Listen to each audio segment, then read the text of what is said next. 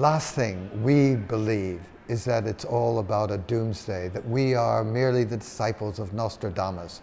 To the contrary, the exciting thing about this program and what we're trying to achieve, along with a wide range of partners, is to say there are extraordinary opportunities out there through science, technology, the social scientists, through different disciplines, to say we don't have to live with risk. We can offset risk by mitigating, by preventing the kinds of disasters we might have to face unless we start looking at what the tools of science, technology, and the social sciences have to offer and apply them. This begs the question over Haiti that you may be suggesting that a lot of the suffering might well have been mitigated if more long-term perspective had been taken about such events as that.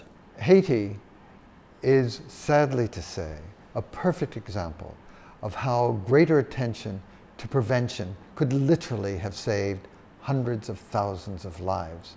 We knew where the fault lines were, and people say, well, you can't predict when an earthquake is going to happen, but you can predict that an earthquake will happen. So how do you build? How do you structure your roads?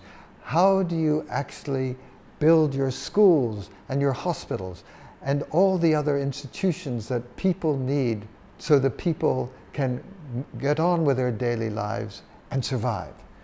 And this is the fault of planners. This is the fault of a community that is much more willing to say we're good at response and prevention is for somebody else, but whom?